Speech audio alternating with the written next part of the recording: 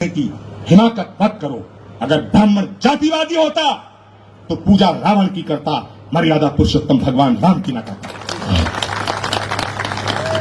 अगर ब्राह्मण जातिवादी होता तो रत्नाकर वाल्मीकि को महर्षि की उपाधि न देता।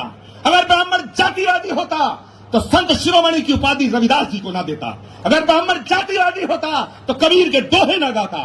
ऐसी बातें करते हैं वाहियात।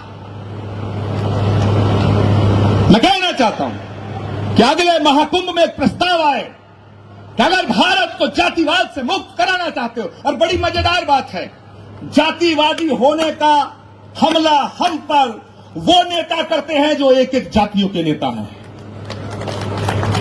जिनकी हैसियत एक एक जाति की है।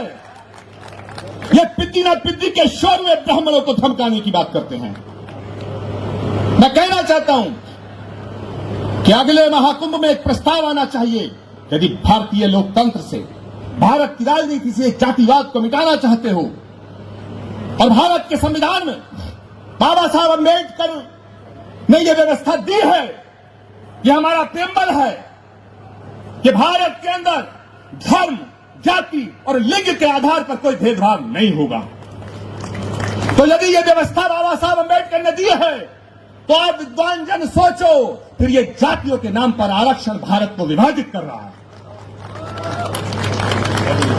जो मेरे इस कथन से सहमत है, जरा हाथ खड़े करके मुझे।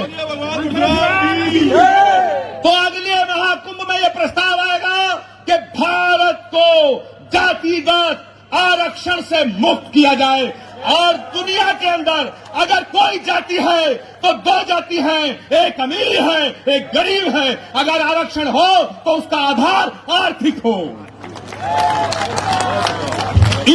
सात चीफ मिनिस्टर, छह चीफ मिनिस्टर, आज पूरब से पश्चिम, उत्तर से दक्षिण हम देखते हैं, हमें नजर कोई आता ही नहीं।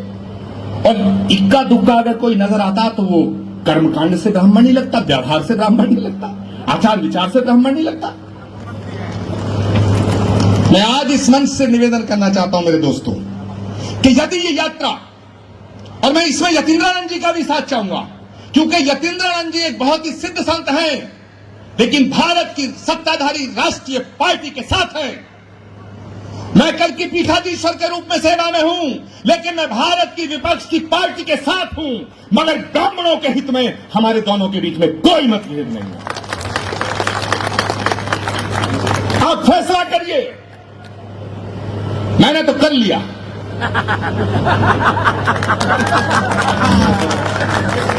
मैंने तो कर लिया, मैंने कर लिया। और मैं बताना चाहता हूं कि जो हमारा हौसला है, हमारा जो जज्बा है, हमारा जो पराक्रम और पौरुष का इतिहास है, मैंने पहले भी कहा कि ब्राह्मण को समझाने की कोशिश करना, बहलाने की करना, फुसलाने की करना, बहकाने की करना, धमकाने की मत करना। मैं देश की तमाम हुकूमतों से कहना चाहता हूं, और वो जब मैं कह रहा हूं हुकूमतों से कहना चाहता हूं, तो उसमें वो हुकूमतें भी हैं जो हमारी पार्टी की हैं।